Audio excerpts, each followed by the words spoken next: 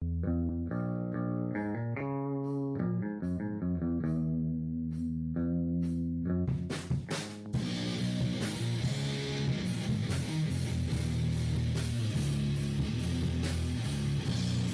safe word will be whiskey. Sorry, Rod, what was that? Whiskey. Your friend's wasted, Anakin. Check this out!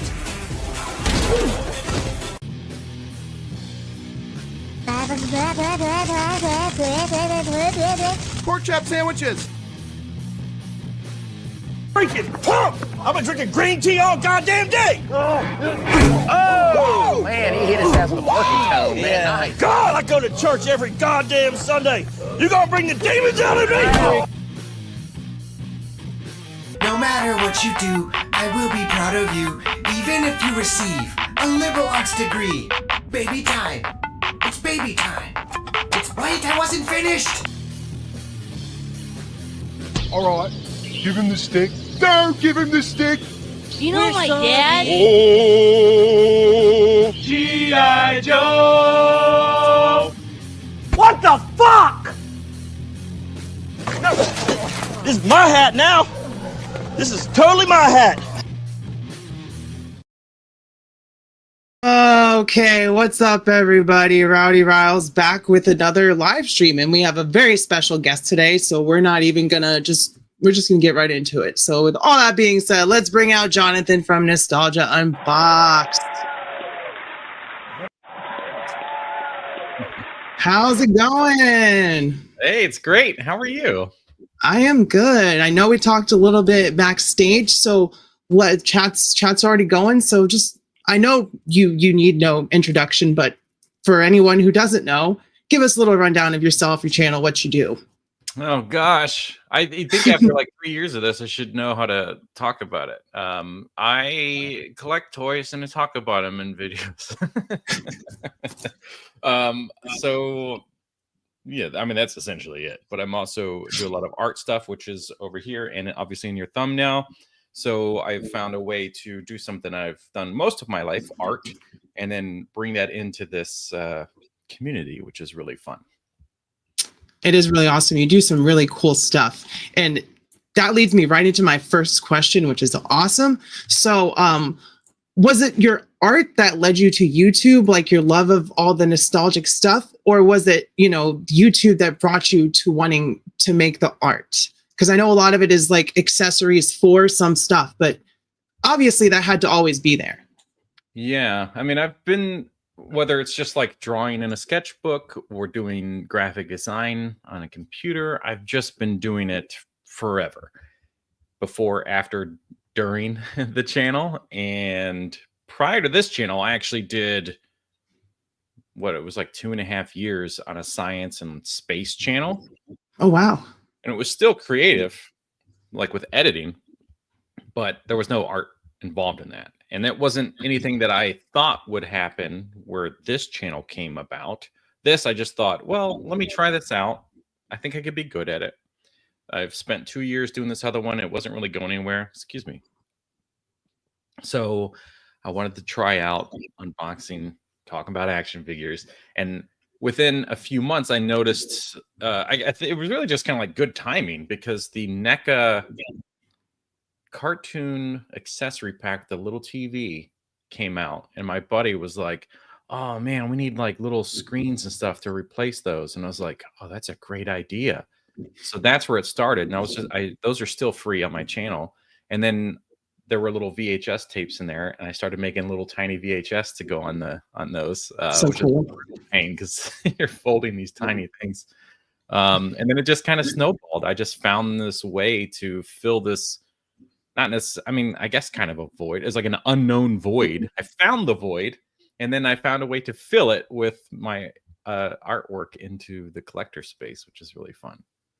It's really cool because I think you found a niche like that a lot of people are wanting to fill, and they're just not quite there yet. Because you have NECA stuff that you just make look better, because NECA gives us stuff and it's like, yeah, it's cool, but it could be better. And then you come along and you've got, the different window prints, you've got the billboards, you've got all the stuff anyone could need to build very different displays with the same set. Like you could use that same NECA street design like 3 or 4 or 5 different times. And with the stuff that you have a complete cityscape. So it's really, really cool. Well, I appreciate that. Those are very kind words. Yeah, it's weird. I do need to find ways to get out of just NECA turtle stuff, but it's such a massive audience, community, like fan base that it is kind of endless. And thanks to NECA, they just keep making stuff, so it's always on people's minds. So there's always something to come up with, which is nice. Well, that's good, because then you'll never run out of ideas for that extra scratch, Right. We'll pause really quick. We're gonna say hi to the chat just so I know they know that we know they're here. What's up, friendly trans stop motion girl? Good to see ya. Kaiju Kitty, CJ titular heroine. Good to see ya. Leia, always a pleasure. We've got FD Frank Dumagno in the chat. We got all the regulars here. Controller Akimbo, yes. Nostalgia Unboxed is here. So yes, way. Very, very happy to have him. It is awesome to talk toys and other stuff, because we're always talking about toys. So it's good to give someone a platform to talk about their other hobbies. Speaking of their other hobbies, is there anything other than like obviously the artwork and the toy collecting? Do you have any other like hobbies that occupy space? I know you're very busy, so it is hard to find time for that. I'm an actor. So I do stuff locally. Like Saturday, I will be doing a thing called Quick Scripts at NC State, North Carolina is where I'm at, by the way. So North Carolina State University, they do this like 4 times a year, but basically I think last night they got the prompt for the writers, and it would just be like a sentence or like words. Today, the writers prompt. They have 24 hours to write a script for it. And then all the actors and the directors and stuff, and we just have like this big pool of people, and the directors pick all their people, they pick their scripts and stuff, or I think they get given the scripts maybe. And there's usually just 4, but actors meeting on Saturday morning, and you can be in 1 or 2 plays usually. They're about 10 minutes long, but you have half a Saturday basically to rehearse your stuff, and then by 8 o'clock on Saturday we'll be performing it in front of an audience. Oh wow. Yeah, now it is on book, so depending on what you're doing, you may still have your script in front of you, because that would be a lot of pressure. Sometimes we will, if it makes enough sense, my friend and I will do our best to be off book by that evening. And it's happened a few times, and it's very rewarding to be able to perform without carrying your script. But it's super fun. But I also, like, I have an agent and stuff, so there's usually like in-state acting jobs, like local commercials or online things, photo shoots. Sometimes a lot of times it's what's called like an industrial, and that is basically you work at a company and you have to watch a video. That's an industrial thing. So like I'll do that, and I'm like walking around a facility talking about forklifts for 2 days, or just talking about IBM positions and technology or whatever. So it can be fun, but that's the basically those are all my hobbies. So you're kind of always in front of a camera.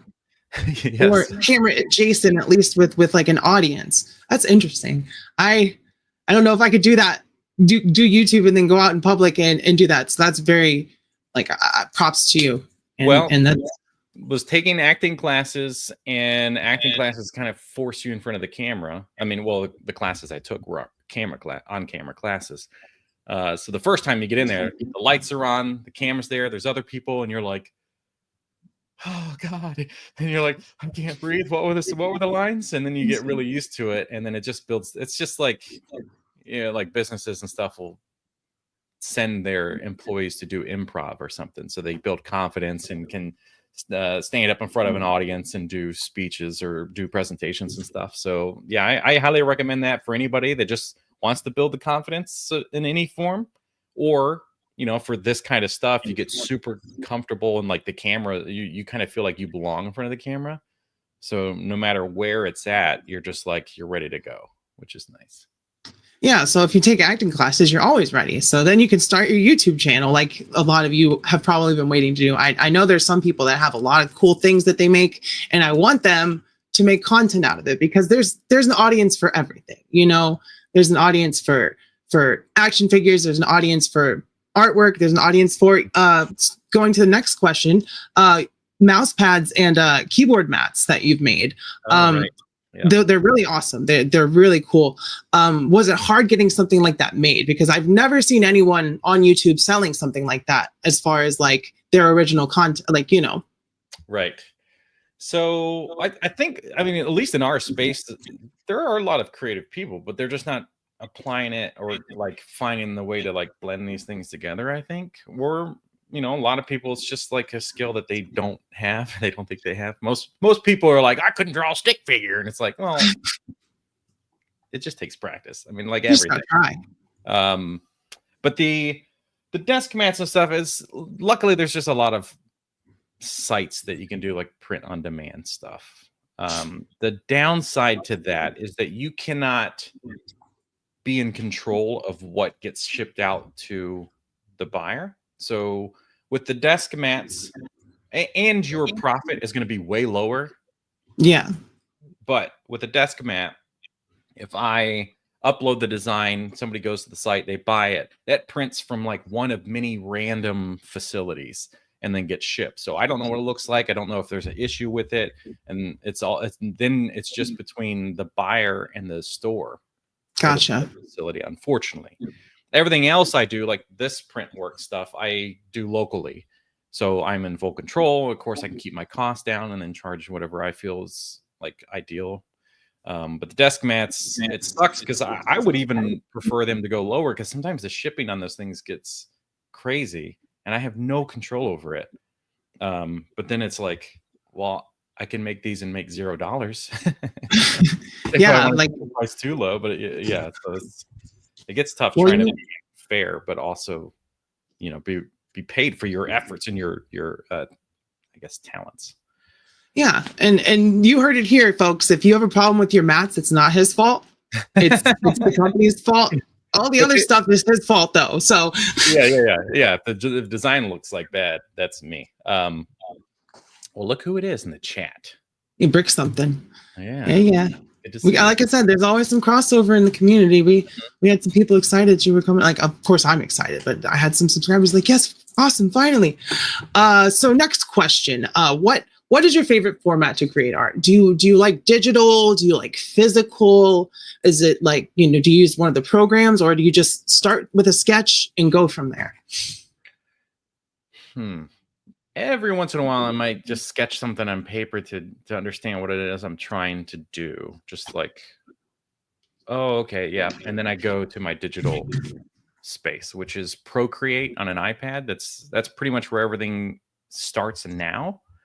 So otherwise, things like this, I'll just create in Photoshop or maybe Illustrator, depending on what it is. Anytime there's text heavy stuff to look like the billboards or whatever, Photoshop or Illustrator are going to be way better for me.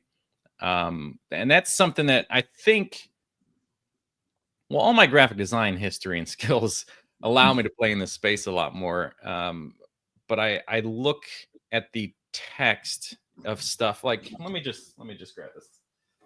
Yes, please show your work. Please show it off. I didn't do this April, but I almost always draw my assets, but this time I did not. But all of this stuff, so I had to like redraw that. But this is just fonts that I'm finding, and I don't want it to.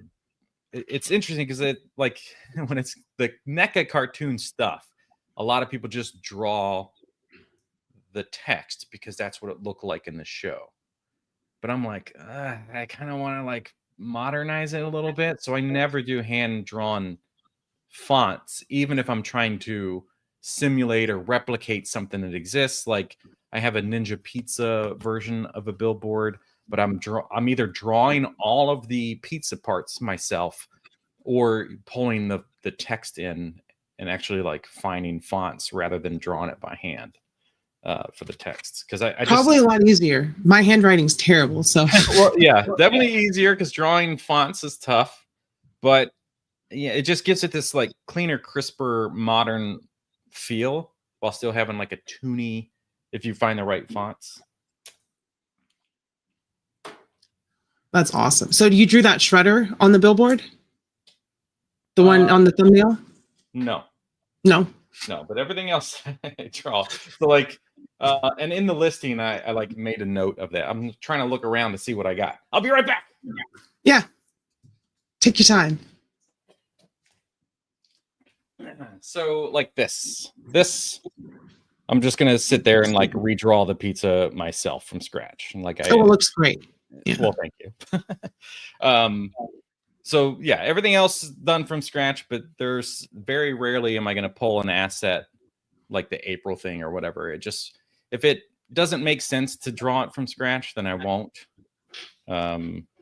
This is another one. This is like a from a random scene.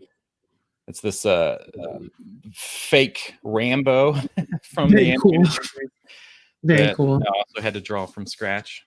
But So when it comes to, we'll talk about toys for a little bit because we're on that direction. So when it comes to favorite things, I know you do a lot of imports, you do a lot of 5K toy stuff, but is the NECA Turtles your main focus? Is that your favorite thing? I wouldn't say it's my favorite thing. It was a huge part of the channel. When I started, it was basically really just Ninja Turtle heavy. And it was so bad that I had to be like, I don't want to just be a Ninja Turtle guy. And I would do like a random Dragon Ball figure review, and it would just tank. Nobody will. Oh no. I'm like, oh, I don't want to just be Ninja Turtles. And eventually just kind of worked my way into other stuff. The downside of you forced it. Yeah, but the downside of this is like, if it's a heavy Ninja Turtle audience, and then like that Dragon Ball one, it doesn't do well because it's a Ninja Turtle audience. Yeah. So like you kind of have to double down on doing one thing, and that's ultimately why I recently split my channel into two things, so I could be more Ninja Turtles, things like that on this other one, and do like a lot of anime Dragon Ball stuff on the main channel. So drop the second channel name. Is it Nostalgia Reboxed? Is that the second channel? Okay, I'm following that. But everyone in here, if you're not following Nostalgia Reboxed, go follow that channel as well. But the turtle stuff it's just kind of, there's always something coming from NECA. There was like the turtle van. I did a lot of stuff like this popsicle disguise thing. There's just always something from that line, and they make so many different things, and the turtle audience is so massive that it's just kind of a good, comfortable, safe space to stay in for the artwork. I would love to. Nothing else out there is ever like triggering anything like, oh, I should do things for this. Oh, I should do for that. Like nothing for some reason. And maybe that's just because I don't spend as like, none of it makes sense for Dragon Ball to me. Like what can I do in the Dragon Ball space? I have no clue. Effects. Maybe I've thought about it, but then it's like they're 2D effects. Tamashii Nations does a lot of effects already, like the smoke and stuff. So I'm like, I would just kind of always try. Just do one and see where it goes, because Dragon Ball is huge. Sorry, my nose ring got caught on my other nose ring. Dragon Ball is huge, and there's an audience for it. Like I know I have not specifically bought Dragon Ball effects because it's like $30 for 2 pieces of clear plastic. Right. Or, so it's like if I could just get a 2D like nice effect to put behind my Saiyans. Yeah. You never know until you try. True. That's true. Well, maybe soon then. So are you a big Dragon Ball fan? Is that one of your favorite anime? Yeah. When I was in, I don't know if it started in middle school. I can't remember. God, I'm 41 now, so everything's just it's a fog. Definitely through high school, I remember for sure watching Dragon Ball. But I like after school, go to my friend's house and we'd watch episodes. Nothing more painful than like yesterday, the episode next time on Dragon Ball Z. And then you come, here's the next day, and you're like, oh, I can't wait. And then this whole season restarted, and you're like, oh, I hate this. Yeah.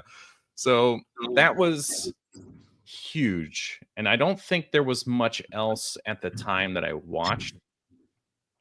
Nowadays, I love Delicious in Dungeon. That's probably like one of my ultimate favorites right now.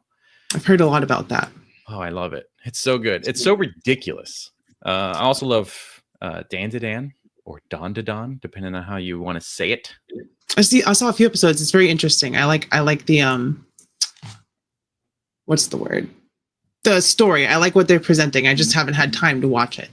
Yeah. Kind of like Demon Slayer.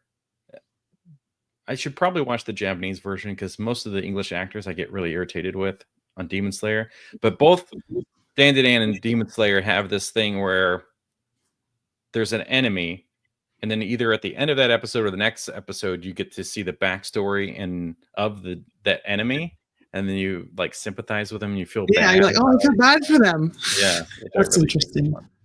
That's interesting. And we got some Delicious in Dungeon fans in here too. Have you heard of Ranma 1/2? That's my favorite anime. I was gonna say this. It's a shame that this hasn't gotten a re-release or an updated figure because those are they're expensive as shit. Yeah. I love Ranma. Watching not rewatching. Started watching the remake or remaster or whatever you would call it. The redone version. Yeah. But yeah, I've only made it I don't know, maybe less than 10 episodes. I think there's only like 11 or 12. So it's, and they haven't even announced the second part yet. They just kind of left it on a cliffhanger. So I'm very bummed about that because I was a weeb in middle school. I was reading, the manga of Ranma and Dragon Ball and Dragon Ball Z and Yu Yu Hakusho, Rurouni Kenshin, all the Toonami stuff essentially. Yeah. So I'm a big Inuyasha is a really fun one as well. Oh, I love Inuyasha. Same author as Ranma, Rumiko Takahashi. Oh, I didn't know that. That's great. Yeah. She's great. I love all of her stuff. I like how she likes to flip gender norms in her show. And that was like in the 80s because Ranma's old, Inuyasha's old. So she's always been very progressive with her stories. And I really, really like her I really like her writing style. I think she makes great characters. And I think that Ranma 1/2 is probably the best romantic anime of all time just because it's not mushy, it's I like it. But enough about my taste. We're going back to you. No, it's okay. I want to hear this stuff too. Okay, well, we'll get into it as the because this is very, this is like a normal conversation. It's like we're just talking. So I really like that. So talking about your YouTube channel, I feel like you're one of the few very positive YouTubers without compromising your voice. There's Dave from Displaying Model Behavior. He's the same way, very positive, but not in the sense that he's glazing, as the kids like to say these days, a toy company. He's calling them out for stuff that sucks, but also just keeping that positivity and that glass half full. Like it could be worse. Because I remember watching your Sub-Zero review with that horrible Sub-Zero, and I was like, he could really be giving them a way harder time, but it seems like he's just having a good time making fun of this figure. So like, has that always been your outlook, is try not to just, because sometimes I go way off.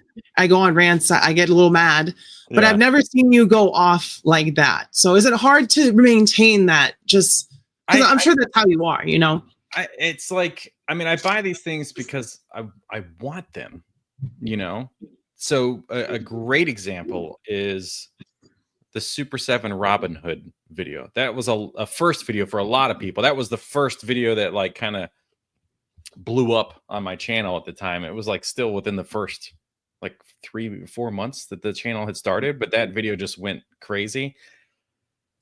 That I love that animated movie. So I wanted this figure to capture that love.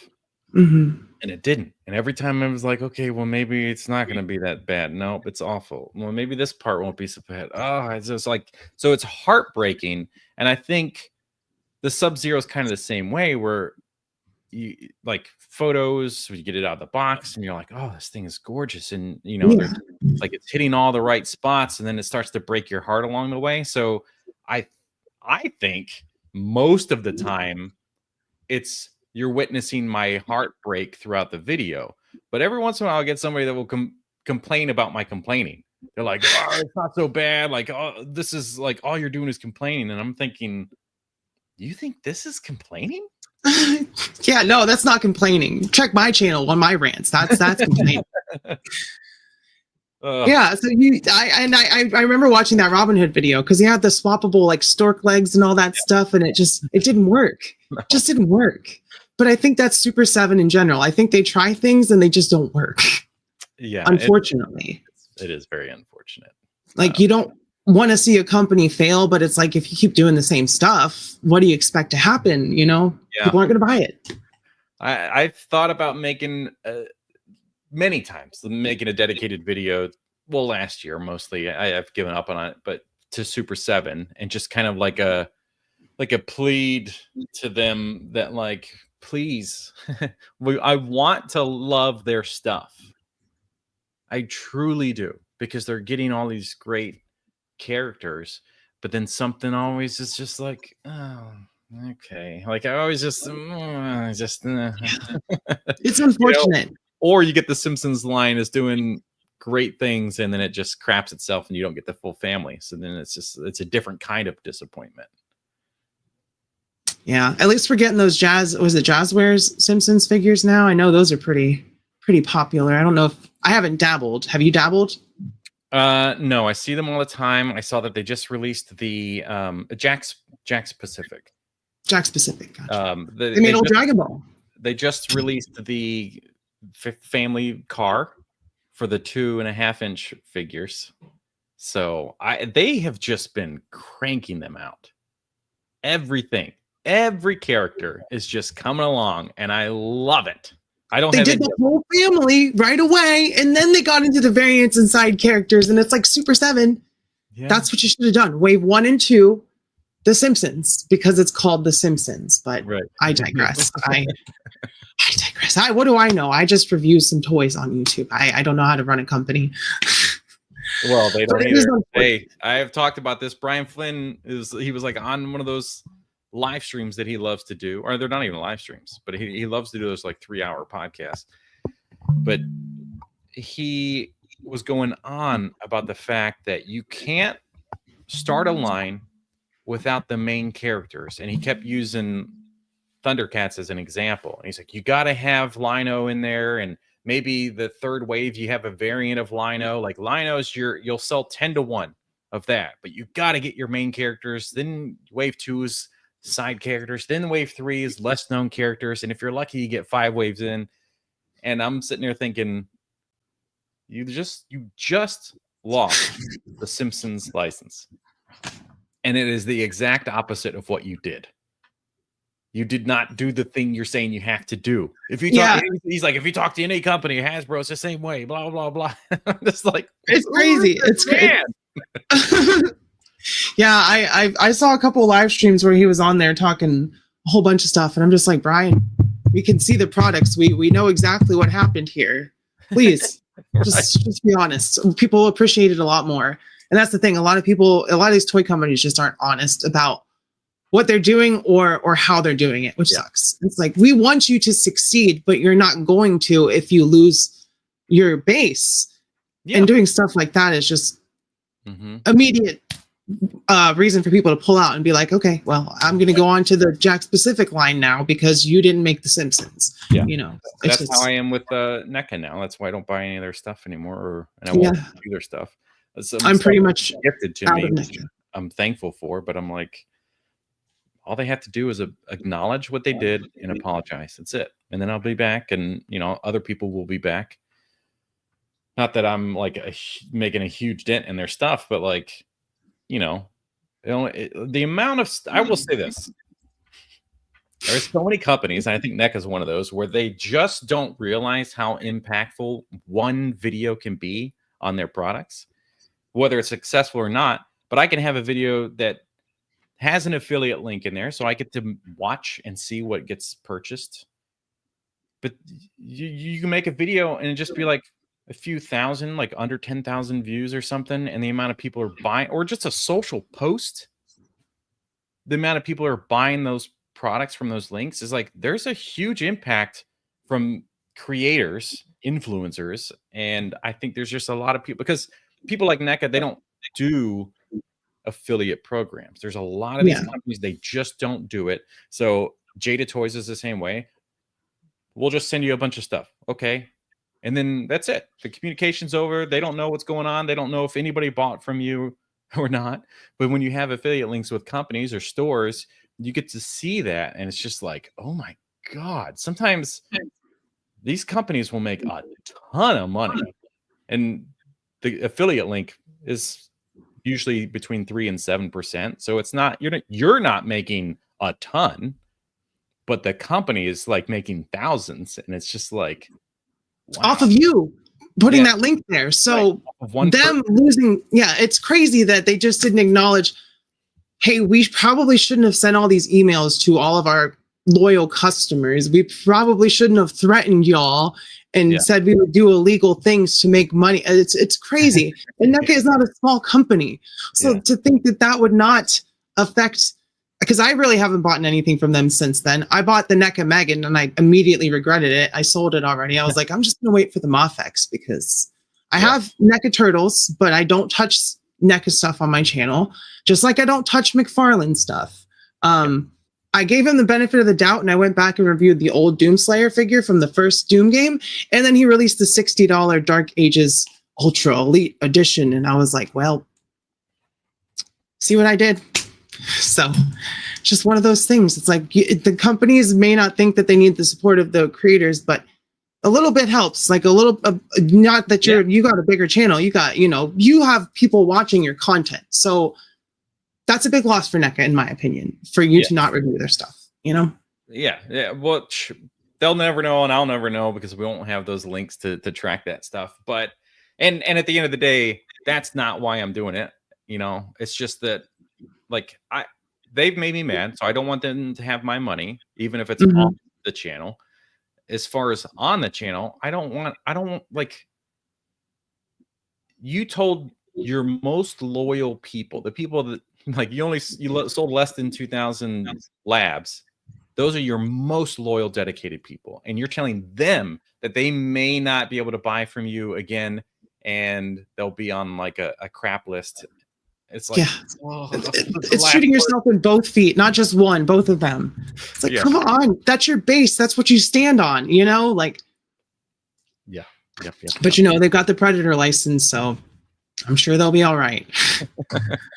I really want a 6-inch Predator line. Like all those Predators that they made, someone needs to make those in 6-inch scale. Like I don't care who it is. I want them. Yeah. Who's out there doing it? Does Haya have some? Yeah, they do. I think they're smaller ones though. I think they're 1/18. Yeah, I know they do a lot of 1/18. I know that some stuff is 1/12. And then you have Mafex or Mofex. I think they have some, or is it Mezco that has some? I think Mofex made a Predator. I could be wrong. Chat will probably know, but I do have like one or two, and then that's it. Yeah. There's not a dedicated line like NECA has, and they're still pumping them out. Like they just made that Samurai Predator, which looks cool. I don't know if you watched the new movie, the animated one. That thing was amazing.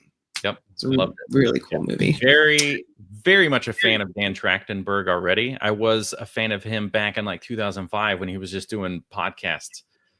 Video podcasts, because video podcasts were a thing before audio.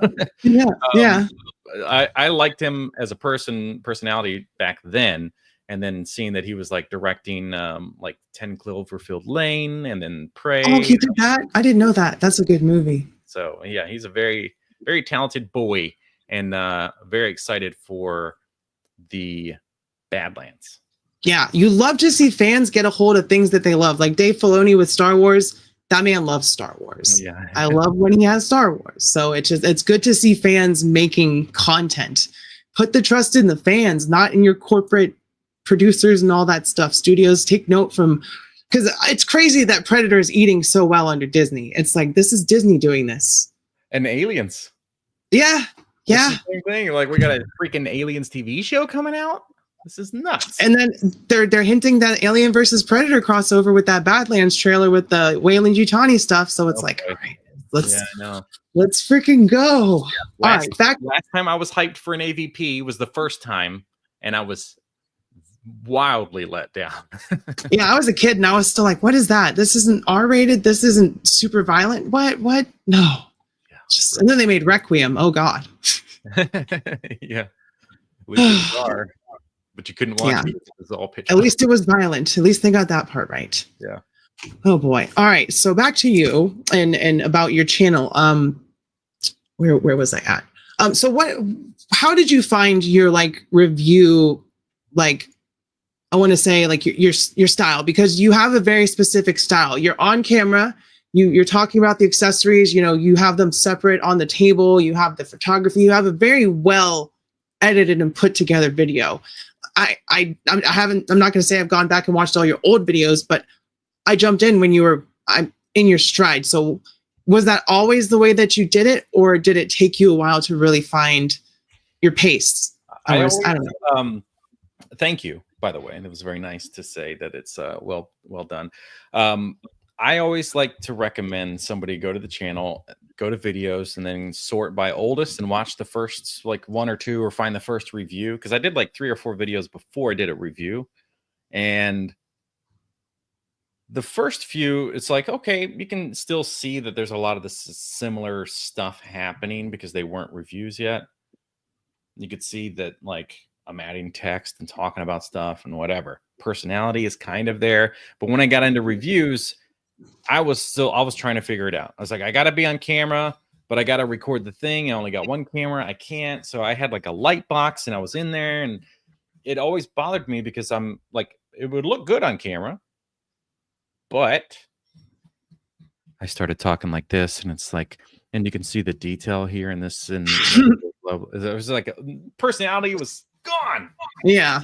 So I would just lay in bed at night, should be falling asleep, but no. What can I do? What can I do? How can I do this differently?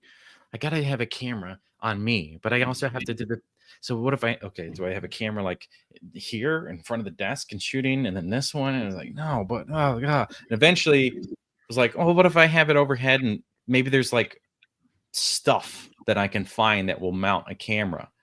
And then I find that. So then there's like, you can watch this like progression, just like skip every few months, and you'll see like, oh, okay, this has happened. Oh, the camera changed. Oh, there was a big shift in personality that happened. It was less like machine creating this thing where we have to talk about this, we have to talk about that, and it has to be this blip, blip, bloop, fill all the pieces. And then it just became this more fluid, and it was like higher energy. There was still some like method, I guess, to the madness, and that has slowly started to switch out. Then for the most of the first year and a half, maybe a little longer, all the poses that I would do in a video were at the very end. So it's like, I remember the shift. I remember. Yeah. Huge change. Yeah. And now it's like, maybe I don't even do poses. Maybe I don't do this, or like, so I'm always trying something new, experimenting, changing lighting, changing this, doing a custom desk mat that people are always like, where'd you get that? And I'm like, well, I made it. Only for me. It's mine. Yeah. So it's always shifting, trying new things. And I think that is, when I started the channel, that was something that was really important to me, to not be like other people. So as I'm creating these videos and finding my place and my style that's always shifting, I'm constantly thinking, how do I make my stuff different from these people? What can I do to be different? And at the end of the day, when people ask to do their channel, I say, find something that you like, whether it's a tech channel or something else. Don't focus on this niche to copy stuff, but find something that you really enjoy and go, okay, I'm going to try that format, but your personality is going to be the key ingredient. Because if you look at Mad Hatter, his production doesn't exist. That's putting it nicely. Yeah. I'm just kidding. And Don't then- hate me, Mad Hatter. He will say that, but it is personality that wins out for him.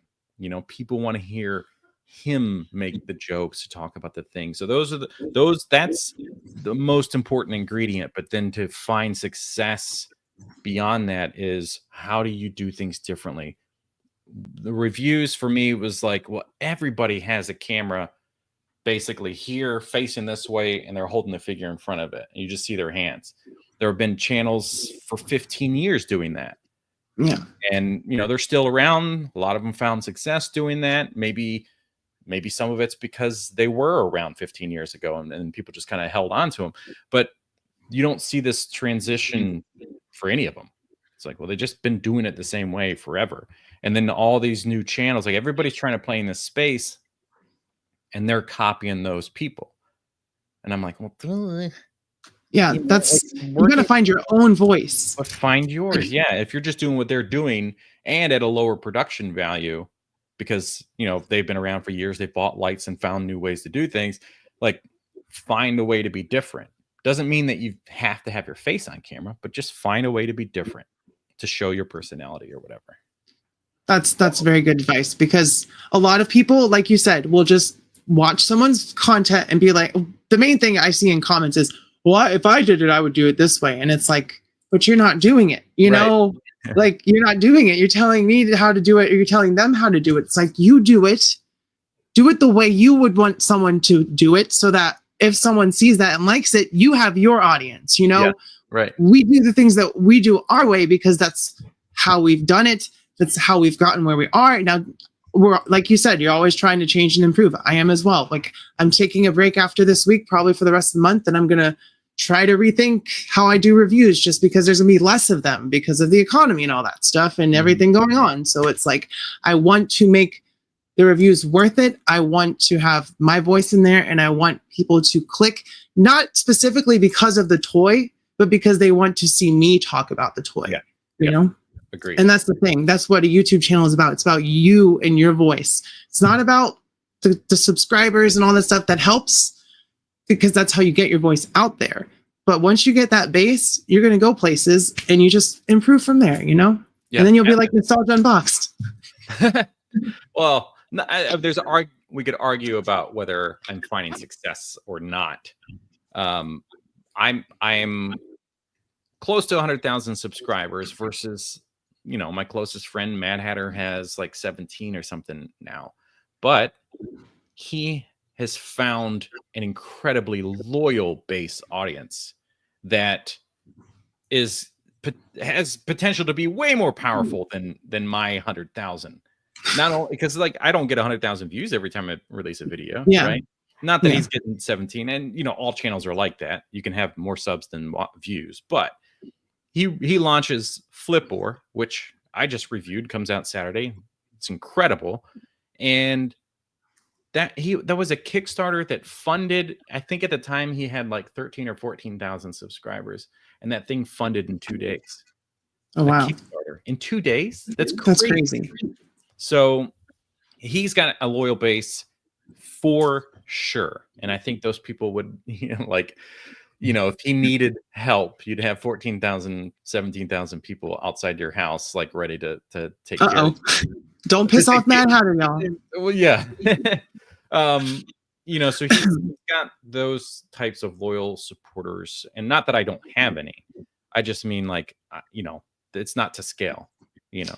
Well, the way that you do your content is different. Like you said, y'all have a different style of doing things. Mad Hatter, it's very, this is how I feel, and I'm going to tell you about it. And you're just like, hey, this is how I feel, and I'm going to tell you about it. So, you know, it's a sense of urgency in it. You know, it's a little bit different. But, you know, that's what people will see on Friday, because Mad Hatter is going to be on Figure Fight Club. So go check that out. Double plug right there. So, yeah. But yeah, that's the biggest part of being a YouTuber, is finding your voice. And like, speaking of like your voice, do you have a lot of, I know you reply to almost every comment, so you probably see, like, do you have people that come in there just to like stir the pot and be mean and all that kind of stuff? Is that a big problem as a bigger creator? Man, everything I answer is really long-winded, and I'm about to do that again knowingly. That's okay. within my first year or 6 months, maybe, I was on Nerdzoic's live stream, and he was talking about it, and I was like, man, everybody in the community has just been super awesome. Like, this is like, everyone's always really nice in the comments. And he was like, and are you sure? And we're talking about toys. Toy collectors, they're nice. And historically, I will say something like, for every 100 comments, I might have one that is like bad or something, or like irritating. So it's unless it's a McFarlane review or an Aliens review, like those audiences, they just come in hot and they don't like you saying anything. Or Star Wars. I know this about McFarlane. Yeah. Like I do that about the 100 to 1 changes real fast, and it's a lot more people that are just like, you're complaining so much. You're like, I just said it doesn't look like Hayden Christensen. Yeah, that I was too hard on this figure, whatever. So there are certain groups where it just kind of brings in more people that get upset, but for the most part, everybody's nice. And I utilize the hide user from channel button, that feature. I use that all the time. I have no problem because I reply to every single comment, at least initial comment. Once the replies start to happen, I kind of have to like back out, and I don't always get notifications on them. But if there's an unanswered comment, it's one because either YouTube didn't tell me. Sometimes I'll just be on like something and I'm like, oh, that was 3 months ago and I never got a notification for this. That's me sometimes. Studio, and I'm like, okay, no new comments. Like, I check. And it's the only app that I have notifications on for. So all social media notifications are off. So it's easy to reply. Yeah. But then the other reason is maybe because I have hidden you from my channel. So I don't ever have to see it. They're still doing it, but no one can see it. Oh, it's the best because it's funny. It's funny. They can watch. They can join a live stream. They can comment all day long, but it's like they type it out, hit send, and they still see it. But everybody else, it just bless their little hearts. It goes straight to the void. That's right. It's so funny. Yeah, I get like if it was constructive criticism or saying that my review has an issue, I don't have a problem with that. But then you come in and you start doing personal attacks or talking about anything other than what I'm presenting to you. It's like, you're not valid here. I'm gonna hide that shit because it's not fair. It's not fair. You need to just come in and be like, I don't like your McFarlane review, so I'm gonna say all kinds of bad things about you. And it's like, that's not fair because I don't hate you as a McFarlane collector. I just wish that you had better, and I will call out the crap that I see. It's just like, I'm trying to do this for your benefit. I'm reviewing these toys. So if you go out and buy it and you're like, dang, this sucked, man, I should have listened to Rowdy Riles, Right. Sorry. I warned you. Yeah. How dare you? I was on Reddit, unfortunately, earlier today, and someone had made a custom Doomslayer and it looked fantastic. And I was like, this is better than anything Todd would make. And someone immediately started flipping out. Yeah. I was like, really? People He's charging $60. So attached to brands that it's like you're offending them personally or their family members or something. It's crazy. Like it's like you just it's a toy. Buy their stuff. Like you're just a person buying their stuff. Why are you so upset? Yeah, it's and I understand if something that you like, someone doesn't like it, that sucks. Yeah. But at the same time, there's space for that everywhere. You don't need to say I don't know anything about toys when I kind of know at least a little bit. I have, a couple subscribers. I say it and I try to live it, that the idea that like not everything is for everybody. Right? You don't have to like everything. You don't have to like, especially the first year, I would see like in the TMNT party wagon or something, is like somebody would share my stuff and then I'd see comments in there that's like, no, this dude's too cringe to watch or something. And I'm like, not everything. Okay. Like, it's fine. I don't want you around because you don't enjoy it. It's okay. There's other stuff for you to enjoy. And it's just like that, the same things for me. I watch or I see something and I'm like, oh, you know what? That's just not for me, but I'm glad that they're finding success. Exactly. And it's like, that's the thing about YouTube and a toy community in general. I try to support other creators. I try to uplift other creators, unless they're an asshole. Then I'm just like, well, but you know, if I like have smaller channels that I've shouted out, it's because I know them. I know that they have good opinions. I know that they have thoughts that I want people to hear. And there's space for everyone. Just because you don't like what they're saying does not mean they should go away. You know, it's people don't understand it's like, because they can type a comment, they think that their feedback, and then you reply to it, and it's, oh, I was just trying to give you constructive feedback. You can't handle constructive feedback. And it's like, well, hold on. That's not constructive feedback. Saying, can I see your face less? Or, you know, do you stop laughing so much or something like that. And it's just like, you're having a good time. Sorry. Like, yeah. It's like, I'm sorry, I'm having fun. I forgot that these were toys and I should be very serious. Oh man, that's crazy. And I think that having your, like you said, like with the flow and the way that your video, having your face on your reviews is detrimental, because seeing your reactions and what you're talking about and the way that your face emotes and when you're talking, it's important to your reviews, you know?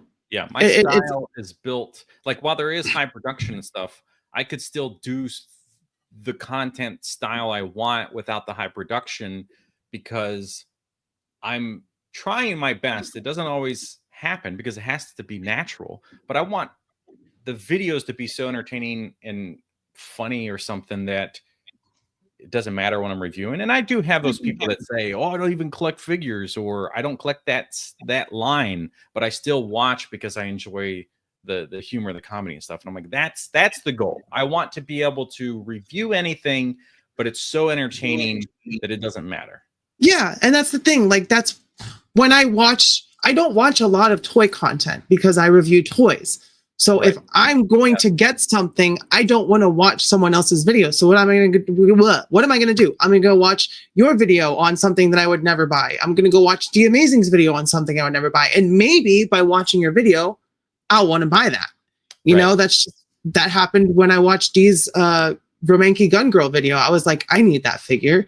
And I went and bought it and waited 3 months for it to come from China and all that stuff. So I was like, dang it. See, that's what happens when someone does a good review, and then that comes back to NECA and not doing right by their customers. When someone does a good review, people want to buy that.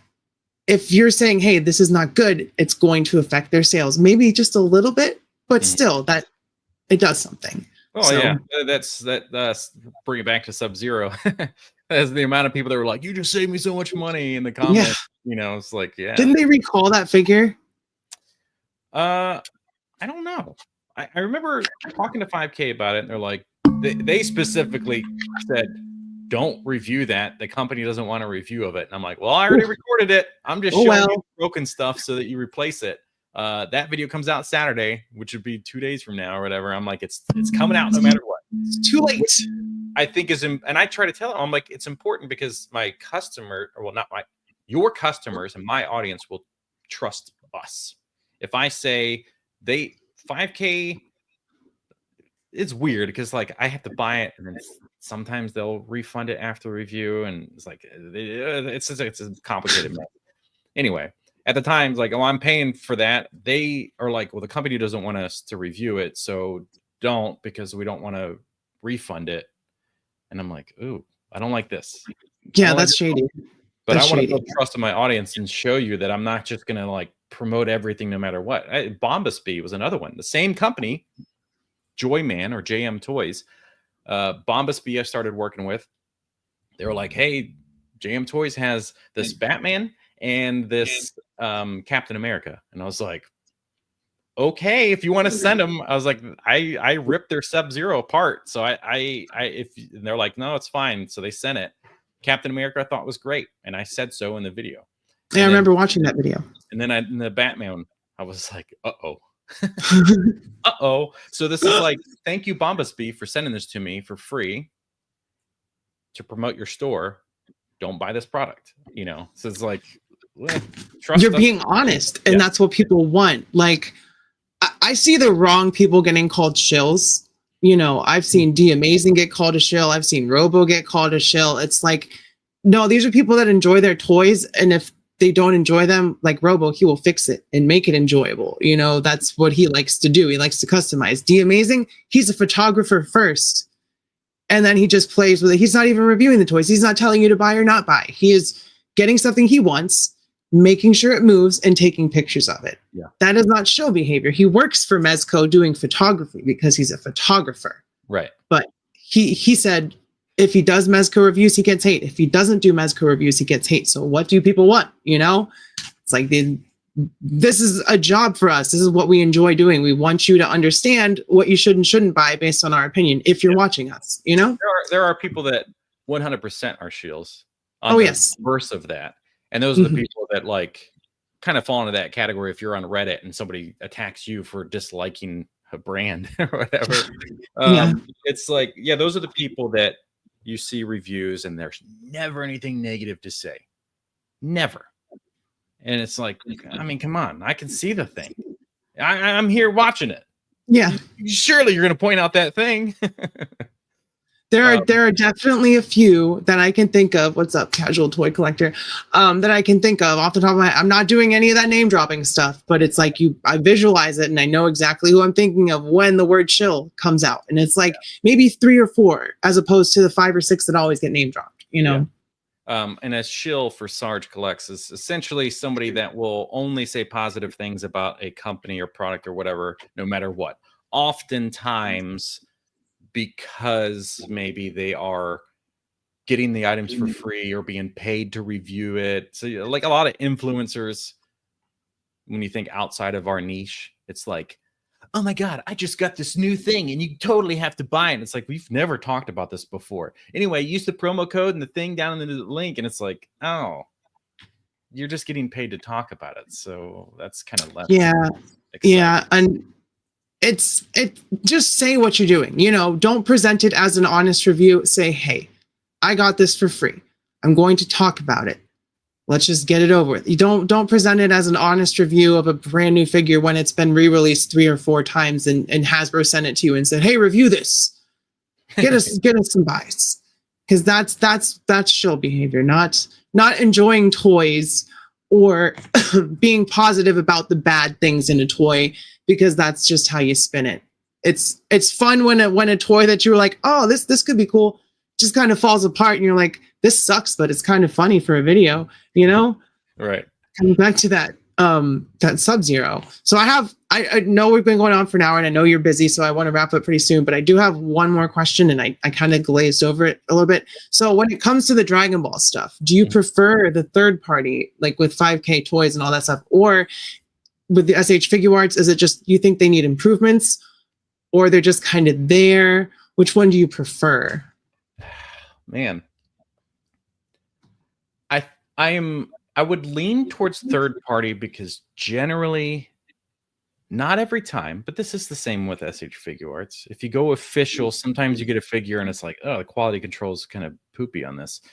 But I, for a long time, would be like, if you can get the demoniacal fit because it just came out, it's a fraction of the costs of the original, maybe even when it came out, but definitely the price of that figure now, because they usually release something that is a couple years old and you have the same or better quality at the end of the day. So these companies are smaller and I think they can't afford as much quality control failure. So they're going to put more effort in, more paint and hey, what's going on? But when I started reaching out in the third parties, that was kind of my experience. It's like, oh, if it's a full figure, it's like, well, this is basically like an SH Figure Arts demoniacal fit. Well, I guess we can trust them because the quality's good. Then it's a lot of like third party head sculpts or just accessory things. So it's like you still need your Figure Arts thing, and then you can just replace these. Oh, these heads look way better than they look more like the animation than the thing. So I start to really fall in love with it and see it as like, these are just larger creators like me doing this. Like I'm creating these things essentially at a much smaller scale. They are passionate and love their things, and they just found their outlets. And then brands like Tonson Art, which is now Kamione, they are building characters from the ground up. Well, Wow. even this Broly, this like Beast Deities thing is a figure that they sat down and built from scratch, where a lot of times you're like, well, this demoniacal fit just seems like an exact duplicate, like not a knockoff where it's like cheap and bad paint. And there are a lot of knockoffs out there, but they basically are like, wow, this is just as good and basically the same exact thing.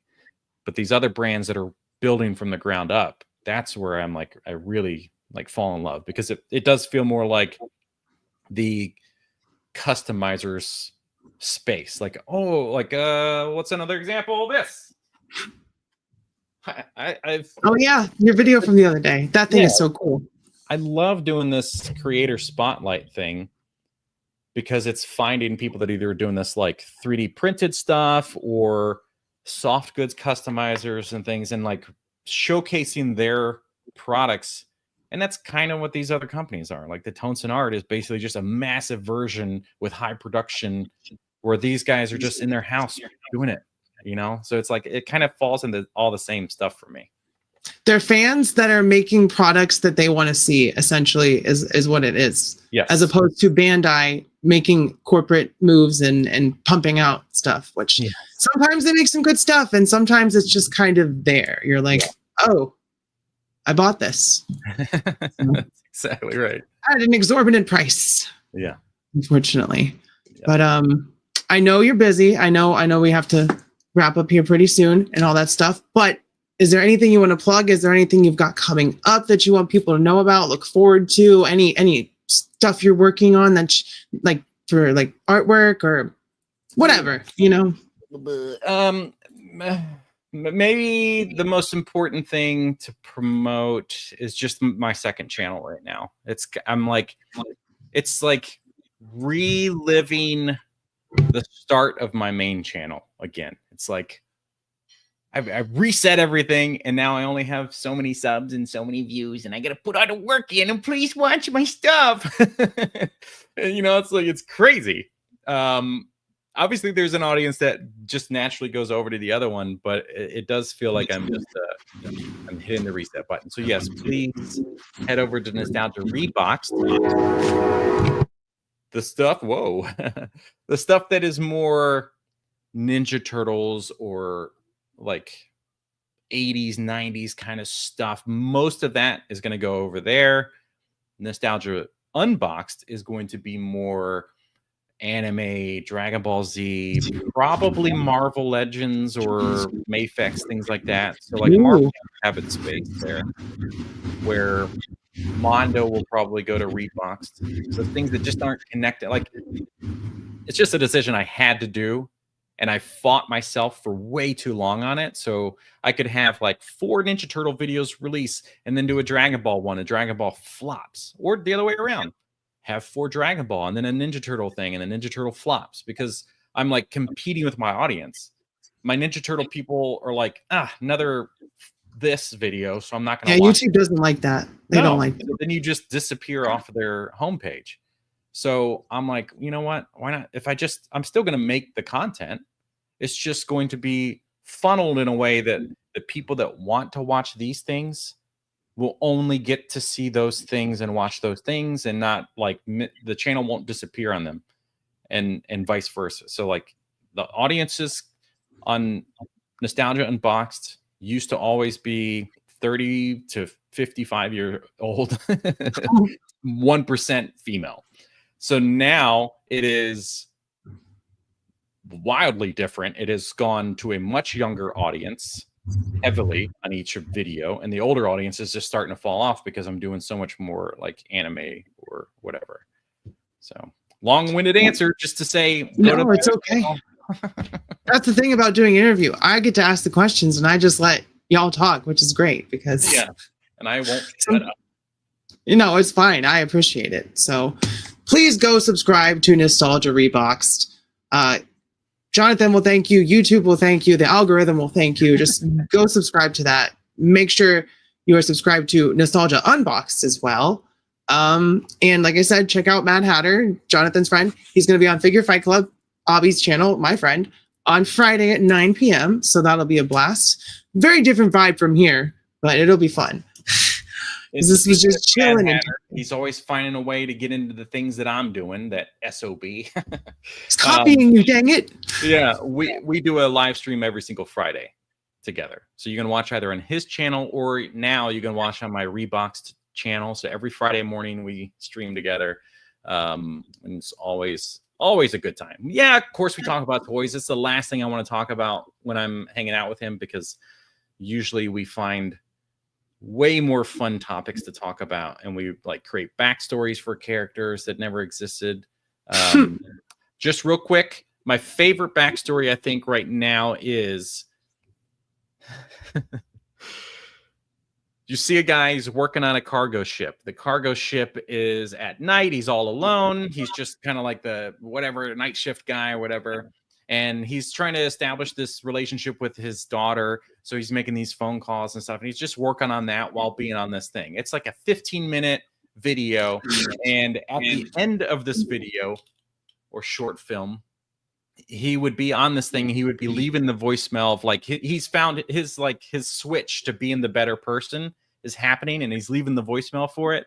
But then the ship starts rocking and he's like, what's going on? And then it's like chaos inside the ship. And then it cuts to outside a Jaeger from Pacific Rim smashing the cargo ship across the kaiju. Oh my gosh, that's hilarious. We just kind of zoom out and be like, well, doesn't matter anymore. Exactly. That's hilarious. That kind of ridiculous stuff with dialogue and everything. That's what I live for in those live streams. So if you like that kind of idea, then come on over. It's definitely a good time. I'm usually hopping out of work around that time, but when I do catch it, it's always a good time. I appreciate that. Thank you. And this was also a very good time. I appreciate you making the time to come on the channel. Chad appreciates it. I know you saw some people that you knew, and I know everybody here, so that's really awesome when the channels cross, the streams cross, as it were. So right. Yeah, thank you. We appreciate it. A great host, and I enjoyed myself here. Thank you. I've tried to perfect my craft of interviewing. It started with the amazing, and it was like, well, let's start at the top, and then if it gets worse, we'll just stop. So, but I think I'm finding my niche, and it was awesome. I was really glad when I asked you that you'd come on, because you're always just such a joy to interact with in general, like, and watch your videos. So I was like, we can talk, shoot the shit for an hour. I know it'll go okay. So Absolutely. It did, I think. And we appreciate it.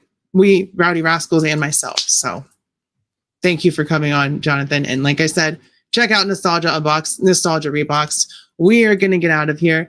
I love y'all. I'll see you next time. Keep your head up, stay brave, and bye-bye.